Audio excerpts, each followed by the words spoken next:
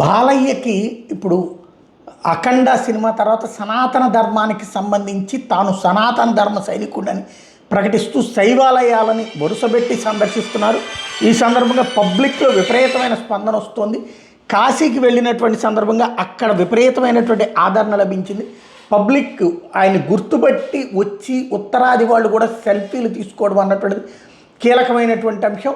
అఖండ 2 చిత్రం గురించి ఆల్రెడీ యోగి ఆదిత్యనాథ్ కూడా వివరించడం, ఆయన కూడా దాన్ని సమర్థించినటువంటి అంశాన్ని ఈ సందర్భంగా గుర్తు చేసుకున్నారు. సనాతన ధర్మం గురించి ఈనాటి తరానికి తెలియజేయడానికి భగవంతుడు తనకి ఆ బాధ్యత అప్పచెప్పినట్టుగా భావిస్తున్నాను అన్నటువంటిది ఈ సందర్భంగా ఆయన చెప్పుకొచ్చినటువంటి మాట.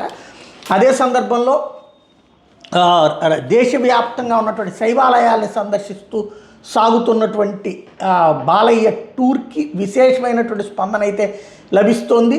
సనాతన ధర్మం అన్నటువంటిది ప్రతి ఒక్కళ్ళు తెలుసుకోవాల్సినటువంటి అంశం అని ఈ సందర్భంగా బాలయ్య గుర్తు చేస్తున్నారు.